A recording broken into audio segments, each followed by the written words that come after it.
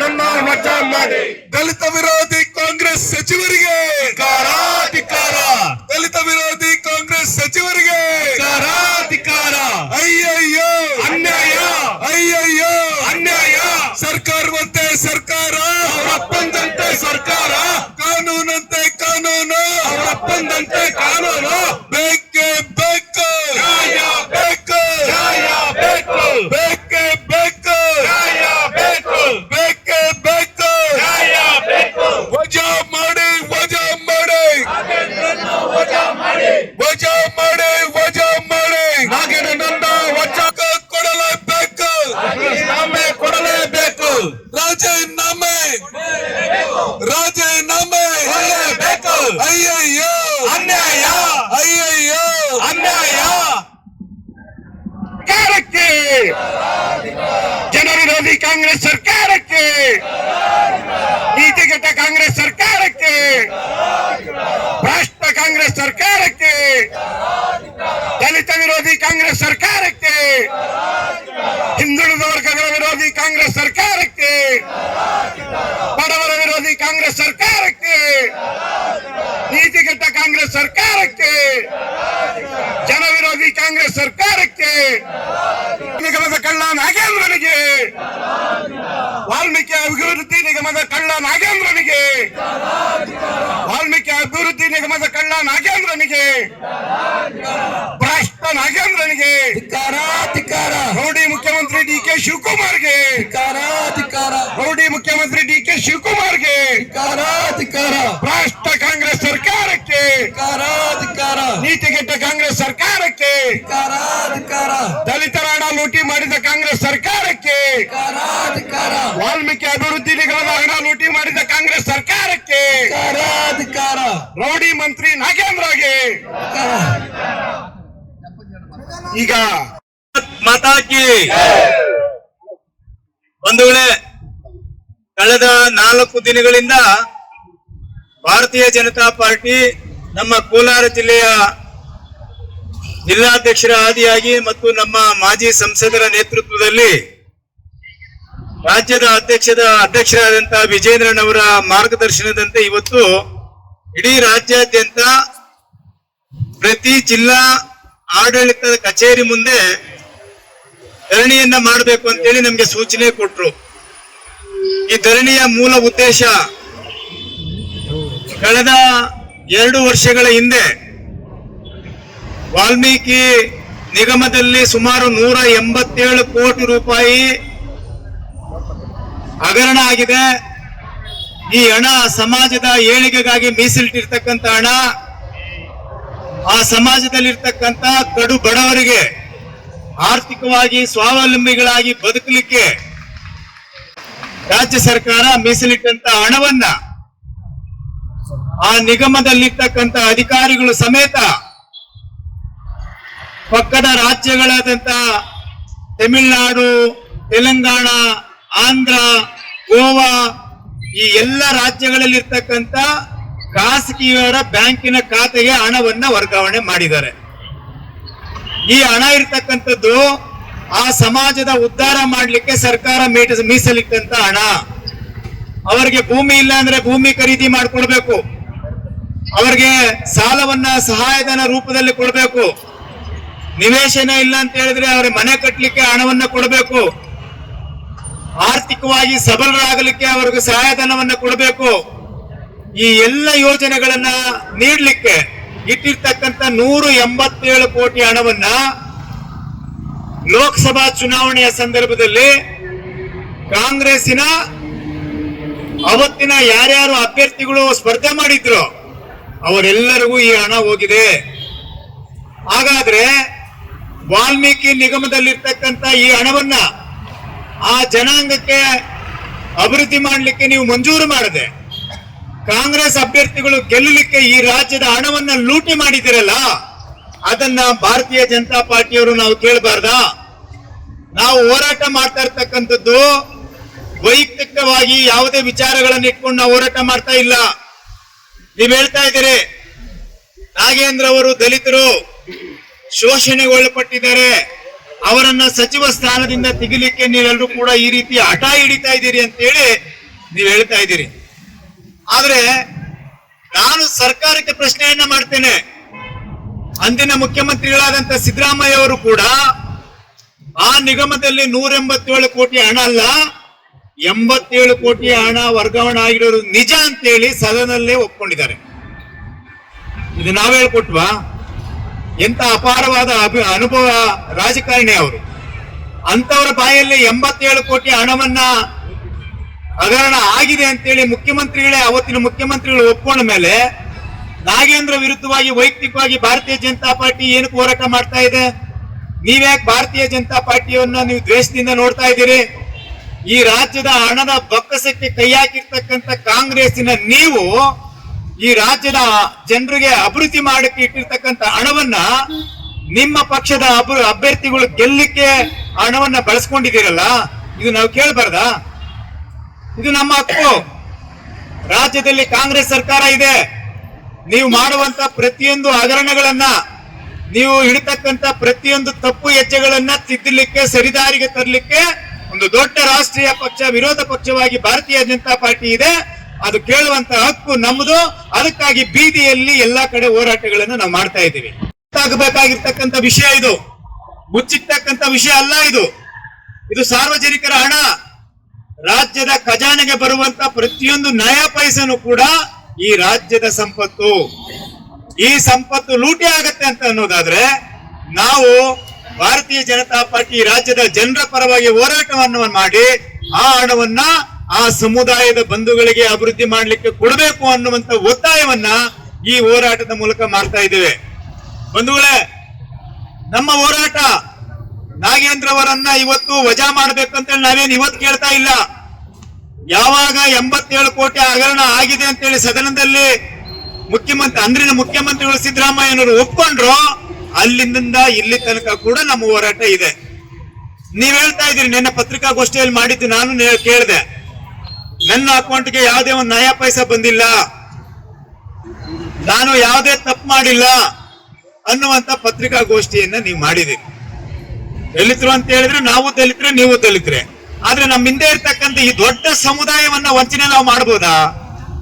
ಅದಕ್ಕೇನೆ ನಮ್ಗೆ ಓಟ್ ಹಾಕಿ ಶಾಸಕರು ಮತ್ತೆ ಸಂಸದರು ಮಾಡೋದು. ನಮ್ ಜವಾಬ್ದಾರಿ ಏನು? ಆ ಸಮುದಾಯಗಳ ಪರವಾಗಿ ನಿಂತು ನ್ಯಾಯವನ್ನ ಕೊಡಿಸ್ತಕ್ಕಂಥ ಒಂದು ದೊಡ್ಡ ಜವಾಬ್ದಾರಿ ನಮ್ಮ ಮೇಲೆ ಇಲ್ವಾ? ಹಂಗಾದ್ರೆ ಆಗಿರ್ತಕ್ಕಂಥ ಹಣವನ್ನ ನೀವೇ ಹೇಳ್ತಾ ಇದ್ದೀರಿ. ನೀವ್ ತಪ್ಪು ಮಾಡಿಲ್ಲ ಅನ್ನೋದಾದ್ರೆ ಯಾರಿಗೆ ತಪ್ಪು ಮಾಡಿದ್ರಂತ ನೀವೇ ಹೇಳಿ, ಸಾರ್ವಜನಿಕವಾಗಿ ಹೇಳಿ. ಹೌದು, ನಮ್ಮ ಸರ್ಕಾರ ರಾಜ್ಯದಲ್ಲಿ ಅಧಿಕಾರಕ್ಕೆ ಬಂದ ನಂತರ 187 ಕೋಟಿ ಹಣ ವರ್ಗಾವಣೆ ಆಗಿರೋದು ನಿಜ. ಇಂಥ ಅಧಿಕಾರಿಗಳು, ಇಂಥ ಜನಪ್ರತಿನಿಧಿಗಳು ಈ ರೀತಿ ಮಾಡಿದ್ದಾರೆ, ಅದು ನಮ್ಮ ಗಮನಕ್ಕೂ ಬಂದಿದೆ ಅಂತ ಹೇಳಿ ನೀವು ಸಾರ್ವಜನಿಕರ ಪರವಾಗಿ ಪತ್ರಿಕಾಗೋಷ್ಠಿಯಲ್ಲಿ ಹೇಳ್ಬೇಕಾಗಿತ್ತು. ನೀವ್ ಹೇಳಿಲ್ಲ. ನಾನ್ಯಾವ ತಪ್ಪು ಮಾಡಿಲ್ಲ ಅಂತ ನೀವ್ ಹೇಳ್ತಾ ಇದ್ದೀರಿ. ನೇರವಾಗಿ ಆ ಖಾತೆಯ ಮಂತ್ರಿ ನೀವು ಹಾಕಿದ್ರಿಂದ ಅದರ ಹೊಣೆಗಾರಿಕೆಯನ್ನ ನೀವು ಮಾಡಿಲ್ಲ ಅನ್ನೋದು ಅಂದ್ರೂ ಕೂಡ ಹೊಣೆಗಾರಿಕೆಯನ್ನು ನೀವೇ ಉಡಬೇಕಾಗ್ತದೆ. ನೈತಿಕತೆಯಿಂದ ನೀವು ಮಾತಾಡಬೇಕಾಗ್ತದೆ. ಯಾವುದೇ ಒಬ್ಬ ಜನಪ್ರತಿನಿಧಿ ಜನರ ಪರವಾಗಿ ಜನರಿಂದ ಆಯ್ಕೆಯಾಗಿ ಬಂದ ಮೇಲೆ ನಾವು ಅಲ್ಲೇ ಆಗುವಂತ ಅನ್ಯಾಯಗಳಿಗೆಲ್ಲವೂ ಕೂಡ ಆ ಇಲಾಖೆಯ ಮಂತ್ರಿನೇ ಜವಾಬ್ದಾರಿ. ಯಾರು ಮಾಡಿದ್ದಾರೆ ಅಂತ ನೀವ್ ಹೇಳಿ. ಮುಖ್ಯಮಂತ್ರಿಗಳ ಆದೇಶದಿಂದ ನೀವು ಮಾಡಿದ್ರ? ಇನ್ಯಾವುದೋ ಅಧಿಕಾರಿಗಳು ಮಾಡಿದ್ರ? ಇನ್ಯಾರೋ ಸಚಿವರು ನಿಮ್ಗೆ ಉದ್ದೇಶಪೂರ್ವಕವಾಗಿ ಬಲವಂತ ಮಾಡಿ ನಿಮ್ಮ ಮೂಲಕ ಮಾಡಿಸಿದ್ರ? ಅದನ್ನ ಹೇಳಿ. ನಾನು ದಲಿತ ಅಂತ ಹೇಳ್ತೀರಿ, ಒಪ್ಕೊಳ್ಳೋಣ. ನಿಮ್ಮನ್ನ ಬಳಸ್ಕೊಂಡು ನೀವು ದಲಿತರು ಅಂತ ಹೇಳಿ ನೀವು ನಿಮ್ಮನ್ನ ಏನ್ ಬೇಕಾದ್ರೂ ಮಾಡಬಹುದು ಅಂತೇಳಿ ನಿಮ್ಮದೇ ಪಕ್ಷದವರು ನಿಮ್ಮ ಮೂಲಕ ಹಣ ವರ್ಗಾವಣೆ ಮಾಡಿಸಿ ನಿಮ್ಮನ್ನ ಯಾಕೆ ಬಲಿಪಶಿ ಮಾಡಿರಬಾರ್ದು ಅನ್ನುವಂತ ಅನುಮಾನ ನಮಗೆ ಕಾಡ್ತಾ ಇದೆ. ನಾವು ನಿಮ್ ಪರವಾಗಿ ಹೋರಾಟ ಮಾಡೋದಕ್ಕೆ ನೀವು ನಮಗೆ ಸಹಾಯ ಮಾಡಬೇಕು. ನಾಗೇಂದ್ರ ಅವರು, ನೀವು ದಲಿತರು ನಾವು ಒಪ್ಕೊಳ್ತೇವೆ. ನಿಮ್ಮ ಸರ್ಕಾರ, ನಿಮ್ಮ ಪಕ್ಷದವರು ನಿಮ್ಮನ್ನ ಬಳಸ್ಕೊಂಡು ಈ ರೀತಿ ನಿಮ್ಮನ್ನ ಸಿಕ್ಕಾಕ್ಸಿದ್ರ ಅನ್ನುವಂತ ಪ್ರಶ್ನೆ ನಮಗೆ ಕಾಡ್ತಾ ಇದೆ. ನಾವು ನಿಮ್ಮ ವೈಯಕ್ತಿಕವಾಗಿ ನಿಮ್ಮ ವಿರೋಧಿಗಳಲ್ಲ. ನೀವು ಶಾಸಕರಾಗಿರೋದು, ಮಂತ್ರಿ ಆಗಿರೋದು ನಮ್ಗೇನು ವಿರೋಧ ಅಂತ ನಾವು ಎಲ್ಲೂ ಕೂಡ ಮಾತಾಡ್ತಾ ಇಲ್ಲ. ಆದ್ರೆ ನೀವಿದ್ದಂತ ಇಲಾಖೆಯಲ್ಲಿ 187 ಕೋಟಿ ಹಗರಣ ಆಗಿದೆಯಲ್ಲ, ಇದು ಯಾರು ಮಾಡಿದ್ದು? ನಾನು ಮಾಡಿಲ್ಲ ಅಂತ ನೀವ್ ಹೇಳಿದಿರಿ. ಇನ್ಯಾರು ಮಾಡಿದ್ರು ಅಂತೇಳಿ ಇಲಾಖೆಯ ಮಂತ್ರಿಗಳು ಹೇಳ್ಬೇಕಲ್ಲ. ನಿಮ್ಮ ಕೈ ಕೆಳಗಡೆ ಕೆಲಸ ಮಾಡ್ತಕ್ಕಂಥ ಅಧಿಕಾರಿಗಳು ನಿಮ್ಗೆ ಗೊತ್ತಿದೆ ಯಾಕೆ ಇಷ್ಟು ಕೋಟಿ ಹಣವನ್ನ ವರ್ಗಾವಣೆ ಮಾಡಿದ್ರು. ತೆಲಂಗಾಣಕ್ಕೆ ಕರ್ನಾಟಕ ರಾಜ್ಯದ ಹಣ ಹೇಗೆ ಹೋಯ್ತು, ಗೋವಾಗೆ ಯಾಕೆ ಹೋಯ್ತು, ತಮಿಳುನಾಡಕ್ಕೆ ಯಾಕೆ ಹೋಯ್ತು, ಲೋಕಸಭಾ ಚುನಾವಣೆಗೆ ನಿಂತ ಅಭ್ಯರ್ಥಿಗಳ ಪರವಾಗಿರ್ತಕ್ಕಂಥವ್ರ ಅಕೌಂಟ್ಗೆ ಯಾಕೆ ಹೋಯ್ತು. ಈ ಎಲ್ಲಾ ಖಾತೆಗಳಿಗೆ ರಾಜ್ಯ ಸರ್ಕಾರದ ಹಣ ವರ್ಗಾವಣೆ ಆದ್ಮೇಲೆ ಇದು ಯಾರದು ತಪ್ಪು ಅಂತೇಳಿ ನಾವು ಕೇಳಬಾರ್ದ? ಬಿಜೆಪಿಯವರು ಸರಿ ಇಲ್ಲ. ಬಿಜೆಪಿ ಕೇಳುವಂತದ್ದು ತಪ್ಪು. ದಲಿತರನ್ನ ವಿರೋಧ ಮಾಡ್ತಾ ಇದ್ದಾರೆ, ದಲಿತರು ಮಂತ್ರಿಗಳಾಗಬಾರ್ದು ಅಂತ ಹೇಳ್ತಾರೆ. ನಾವು ಯಾವತ್ತೂ ಆ ರೀತಿ ನಡೆದವರಲ್ಲ, ಕೇಳಿದವರಲ್ಲ. ನಿಮ್ಮನ್ನ ಮಂತ್ರಿ ಮಾಡ್ಬೇಕಾಗಿರೋದು ಮಾಡಬಾರ್ದಾಗಿರ್ತಕ್ಕಂಥದ್ದು ನಿಮ್ಮ ಪಕ್ಷಕ್ಕೆ ಬಿಟ್ಟ ವಿಷಯ. ಆದ್ರೆ ನಿಮ್ಮ ಇಲಾಖೆಯಲ್ಲಿ ನಡೆದಿದೆಯಲ್ಲ ಈ 100 ಕೋಟಿ ಹಗರಣ ಯಾಕಾಯ್ತು? ಈ ಹಣ ಎಲ್ಲಿಗೆ ಹೋಯ್ತು? ಮತ್ತೆ ಹಣವನ್ನ ನೀವೇ ವಾಪಸ್ ತರಿಸಿದಿರಲ್ಲ, ಅವಾಗ ನಿಮ್ಮ ಪಾತ್ರ ಏನೂ ಇಲ್ಲ ಅಂತನಾ?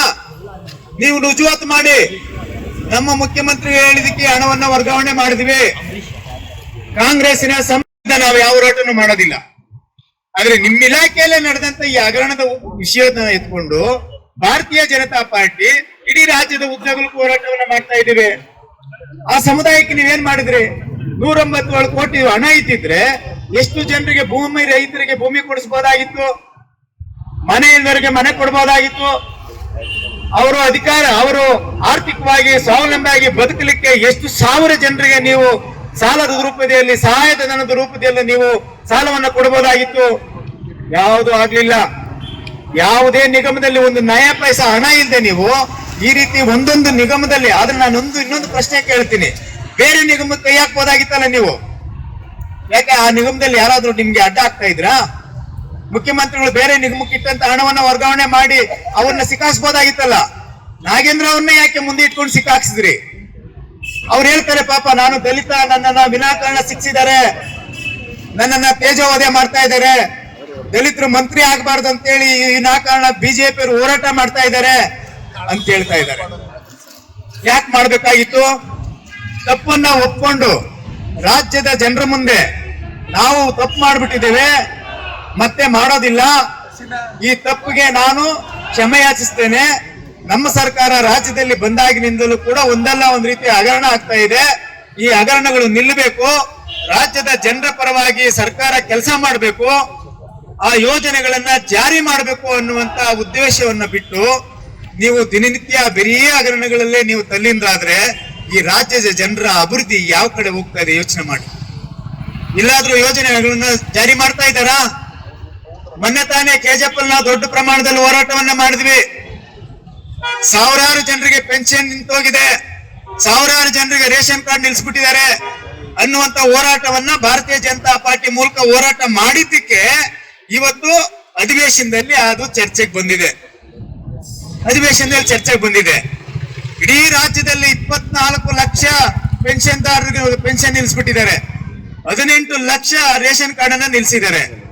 ಇವತ್ತು ರಾಜ್ಯದ ಜನರು ಕೇಳ್ತಾ ಇದ್ದಾರೆ, ಬಿಜೆಪಿ ಸರ್ಕಾರ ಇದ್ದಾಗ ಒಂದೇ ಒಂದು ರೇಷನ್ ಕಾರ್ಡ್ ನಿಲ್ಲಿಸಲಿಲ್ಲ, ಬಿಜೆಪಿ ಸರ್ಕಾರ ಇದ್ದಾಗ ಒಂದೇ ಒಂದು ಪೆನ್ಷನ್ ಅನ್ನ ಯಾರಿಗೂ ನಿಲ್ಲಿಸಲಿಲ್ಲ. ಯಾವುದೇ ಮಾನದಂಡ ಇಲ್ಲದೆ ಕಡುಬಡವರು ಜೀವನ ಮಾಡ್ಲಿಕ್ಕೆ ತಿಂಗಳಿಗೆ ಬರುವಂತ ಮಾಸಾಶನವನ್ನ ಅವರ ಒಳಿತಿಗೆ, ಅವರ ಅಭಿವೃದ್ಧಿಗೆ ಆಗಲಿ ಅನ್ನುವಂತ ಉದ್ದೇಶ ಇಟ್ಕೊಂಡು ಭಾರತೀಯ ಜನತಾ ಪಾರ್ಟಿ ಅಧಿಕಾರದಲ್ಲಿದ್ದಂತ ಸಂದರ್ಭದಲ್ಲಿ ನಾವು ಕೆಲಸವನ್ನ ಮಾಡಿದ್ವಿ. ಆದ್ರೆ ನೀವು ಏನೂ ಇಲ್ಲದೆ ಇರ್ತಕ್ಕಂಥ ನಿರ್ಗತಿಕರು 70 ವರ್ಷ, 80 ವರ್ಷ, 90 ವರ್ಷ ಆ ಇಳಿ ವಯಸ್ಸಿನಲ್ಲಿ ಇರ್ತಕ್ಕಂಥ 1,200 ರೂಪಾಯಿ ಕೊಡುವಂತ ಮಾಸಾಶನವನ್ನ ನಿಲ್ಸಿದಿರಲ್ಲ, ಅದು ಬೇಕಾಗಿತ್ತ? ನಿಮ್ಗೆ 800 ರೂಪಾಯಿ, 1,000 ರೂಪಾಯಿ, 1,200 ರೂಪಾಯಿ ಬೇಕಾಗಿತ್ತ ನಿಮ್ ಖಜಾನೆ ತುಂಬಿಸ್ಕೊಳ್ಳಕ್ಕೆ? ರೇಷನ್ ಕಾರ್ಡು ಯಾರು ಕಡುಬಡವರಿದ್ರೋ ಅವರಿಗೆ ಸರ್ಕಾರದಿಂದ, ಕೇಂದ್ರ ಸರ್ಕಾರದಿಂದ ಬರುವಂತ ಅಕ್ಕಿಯನ್ನ ವಿತರಣೆ ಮಾಡ್ತಾ ಇದ್ದಿದ್ದು, ಅದು ನೀವು ಕೊಡ್ತಕ್ಕಂಥ ಅಕ್ಕಿ ಅಲ್ಲ. ಅದನ್ನು ಕೂಡ ನಿಲ್ಲಿಸ್ಬಿಟ್ರಿ. ನೀವು ಕೊಟ್ಟಂತ 5 ಗ್ಯಾರಂಟಿಗಳನ್ನ ತುಂಬಿಸ್ಲಿಕ್ಕೆ ಹಣ ಇಲ್ಲದೆ ಖಜಾನೆ ಖಾಲಿ ಆಗಿರೋದ್ರಿಂದ ಯಾವ್ಯಾವ ಕಡುಬಡವರಿಗೆ ನಿಮ್ಗೆ ವಿರುದ್ಧವಾಗಿ ಹೋರಾಟ ಮಾಡಿ ನ್ಯಾಯ ಪಡ್ಕೊಳಕ್ ಆಗದೆ ಇರ್ತಕ್ಕಂತ ಆ ಜನರಿದಾರಲ್ಲ, ಅವರ ಹಕ್ಕನ್ನ ಕಸಿದುಕೊಳ್ಳಕ್ಕೆ ಇವತ್ತು ಕೈ ಹಾಕಿದ್ದೀರಿ. ಕಾಂಗ್ರೆಸ್ ಅವರೇ, ನೀವು ಅರ್ಥ ಮಾಡ್ಕೊಳ್ಳಿ. ಅಧಿಕಾರ ಇದೆ ಅಂತ ಹೇಳಿ ಮನಸೋ ಇಚ್ಛೆ ನೀವು ಅಧಿಕಾರ ಮಾಡಿದ್ರೆ ಮುಂದೆ ಬರ್ತಕ್ಕಂಥ ಚುನಾವಣೆಗಳಲ್ಲಿ ರಾಜ್ಯದ ಜನ ಯಾರು ನೊಂದವರೋ ಅವರೆಲ್ಲರೂ ಕೂಡ ಇಡೀ ಶಾಪ ಆಗ್ತಾ ಇದ್ದಾರೆ. ಯಾವಾಗ ಈ ಸರ್ಕಾರ ತೊಲಗಿ ಹೋಗ್ತದೋ ಅನ್ನುವಂತ ರೀತಿಯಲ್ಲಿ 1, 2 ಎಷ್ಟು ಸುಮಾರು 40,000-45,000 ಕೋಟಿ SC/ST ಅನುದಾನವನ್ನ ನೀವು ಗ್ಯಾರಂಟಿ ಯೋಜನೆಗಳಿಗೆ ಅನುದಾನವನ್ನ ಕೊಟ್ರಿ. ಇವರ ಅಭಿವೃದ್ಧಿಗೆ ಇಟ್ಟಂತ ಅನುದಾನವನ್ನ ನೀವು ಕೊಟ್ಟಂತ ಗ್ಯಾರಂಟಿಗಳಿಗೆ ಬಳಸ್ತಿರಲ್ಲ. ನೀವು ಮಾಡ್ಲಿಲ್ವಾ ಈ ಜನರಿಗೆ ದ್ರೋಹ? ಮೋಸ ಮಾಡಿದಿರಲ್ವಾ ನೀವು? ಯಾವ್ಯಾವ ಯೋಜನೆ ಕೊಟ್ಟಿದ್ದೀರಿ ಕಳೆದ 3 ವರ್ಷಗಳಿಂದ ಈ ಶೋಷಿತ ಸಮುದಾಯಗಳಿಗೆ? ಅವರಿಗೆ ಅಭಿವೃದ್ಧಿಗೆ ಇಟ್ಟಂತ ಹಣವನ್ನ ಗ್ಯಾರಂಟಿಗಳಿಗೆ ಯೋಜನೆಗಳಿಗೆ ನೀವು ಬಳಸಿ ಅವನ್ನ ಬೀದಿ ಪಾಲು ಮಾಡಿದ್ದೀರಿ. ಇನ್ನೂ ಸಾಲದೆ ಅಂತ ಹೇಳಿ 70 ವರ್ಷ 80 ವರ್ಷ 90 ವರ್ಷ ಆದಂತ ವಯಸ್ಸಾದಂತ ಬಡವರಿಗೆ ನೀವು ಪೆನ್ಷನ್ ದುಡ್ಡನ್ನು ಕೂಡ ತಗೊಂಡಿದ್ದೀರಿ.